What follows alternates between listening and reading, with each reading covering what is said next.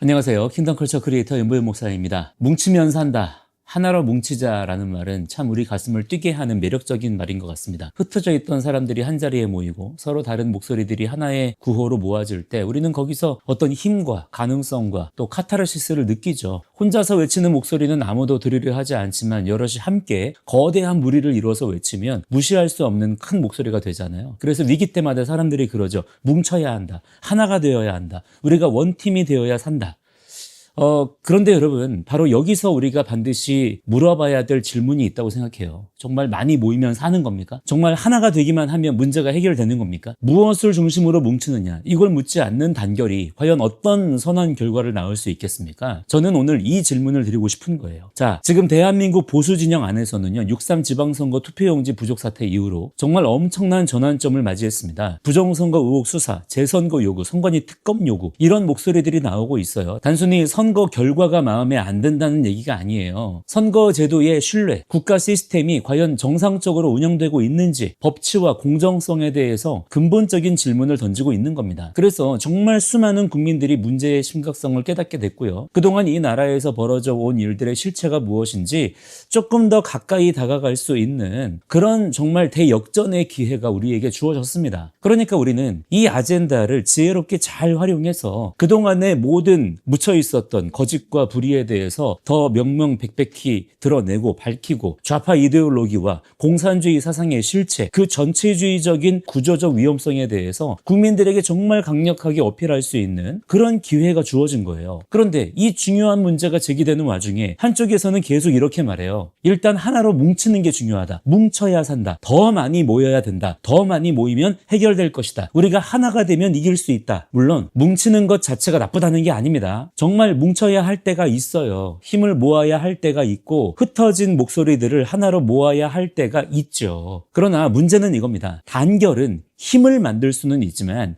그 힘이 반드시 진리를 향한다는 보장은 없다는 거예요. 여러분 잘 생각해 보세요. 죄인된 인간이 하나님 앞에 회개하지 않은 채로 하나가 될 때 그 하나됨이 저절로 선으로 흘러갑니까? 아니에요. 오히려 그 안에서 뭐가 작동하기 시작하냐면요. 사람을 두려워하는 마음, 미련함, 지배하려는 욕망, 힘 있는 사람에게 끌려가는 구조, 이런 것들이 슬그머니 그 안에서 작동하기 시작합니다. 그래서 처음엔 분명한 문제의식을 가지고 모였는데 시간이 지나면서 참 이상한 일이 벌어져요. 메시지가 흐려집니다. 불편한 질문들은 자꾸 뒤로 밀려나요. 목소리 큰 사람이 방향을 잡습니다. 영향력 있는 사람들이 구호를 바꿔요. 그러다가 어느 순간부터는 진실을 밝히려고 모인 게 아니라 모인 것 자체를 지키기 위해서 진실을 조절하는 일이 벌어지는 겁니다. 이게 무서운 거예요. 무리 자체가 목적이 되는 순간 메시지는 흐려지고요. 진실은 뒤로 밀려납니다. 자, 그래서 우리는 항상 이러한 상황들에 대해서 성경을 봐야 되는 거예요. 성경은요, 큰 무리를 무조건 신뢰하지 않아요. 바벨탑을 한번 보십시오. 그들은 하나였습니다. 원팀이었어요.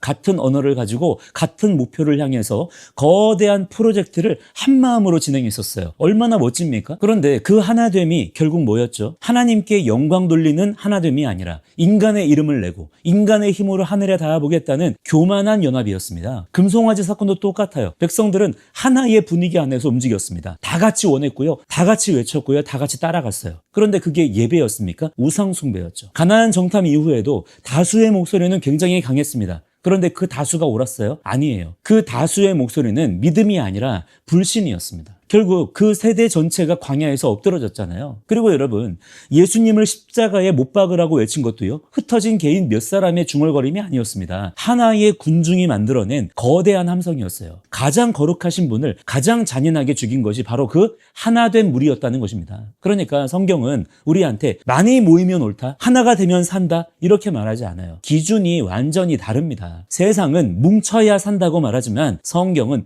회개해야 산다고 말합니다. 세상은 하나가 되자고 말하지만 성경은 먼저 거룩하라, 구별되라, 깨어있으라, 섞이지 말라고 말해요. 여기서 우리가 아주 중요한 사실을 붙들어야 되는 것입니다. 하나됨은 목표가 아니에요. 하나됨은 결과입니다. 진짜 하나됨은 사람들이 먼저 무리를 이루는 데서 시작되는 게 아니에요. 각자가 왕이신 예수 그리스도 앞에 단독자로 서는 데서 시작됩니다. 각자가 말씀 앞에서 회개하고 자기 삶의 방향을 돌이키고 감정적인 종교심이나 집단적인 분위기가 아니라 하나님의 통치 앞에 자기 자신을 복종시킬 때, 그때 비로소 참된 하나됨이 시작되는 겁니다. 그리고 그 회개는요, 예배당 안에서 눈물 한번 흘리고 끝나는 종교적 감정이 아닙니다. 진짜 회개는 현실 앞에서 드러나요. 거짓을 거짓이라고 말하는 것으로 드러납니다. 불의를 불의라고 말하는 것으로 드러나요. 진실을 덮으려는 구조에 저항하는 것으로 드러나는 것입니다. 그런 의미에서 지금의 이 재선거 요구는 중요합니다. 그러나 거기서 멈추면 안 돼요. 더 나가야 돼요. 부정선거에 대한 수사를 촉구해야 되고요. 지금의 이 뻔뻔하고 사악한 선관위에 대한 특검 및 고강도의 수사도 요구해야 됩니다. 그러나 그게 다가 아니라는 거예요. 문제 해결을 위해서 잠시 논쟁을 덮어두자. 지금은 이걸 해결해야 되니까 메시지를 좀 약하게 하자. 그게 여러분 얼마나 악하고 가증한 일인가요? 우리가 지금 멈추지 말아야 되는 것은 이 시대를 병들게 하는 거짓의 구조, 좌파 이데올로기의 병폐, 공산주의자들의 악한 의도와 전략, 전체주의적 사고, 진실보다 통제를 앞세우는 그 권력 구조와의 싸움입니다. 뿌리가 그대로인데 열매 하나 따낸다고 나무가 바뀌지는 않잖아요. 그러니까 저는 뭉치지 말자는 게 아니에요. 오히려 정말 뭉쳐야 됩니다. 그러나 그러기 위해서는 더 메시지가 구호가 날이 서야 돼요. 많이 모이기 위해서 사실을 축소하고 진실을 은폐하는 것은 잘못된 것이죠. 진리 없이, 명확한 진실 없이 뭉치면 안 된다는 것입니다. 결국에는 말씀 없이 뭉치면 안 됩니다. 회개 없이 뭉치면 안 돼요. 거룩과 구별 없이 뭉치면 그 단결은 결국 또 다른 타협과 왜곡으로 흘러갈 수밖에 없습니다. 오히려 거룩과 구별을 통해 우리는 뭉쳐지게 되어 있습니다. 지금 우리에게 필요한 건 더 큰 분위기가 아니라 더 깊은 회개예요. 그냥 의식적인 종교적인 회개 말고요.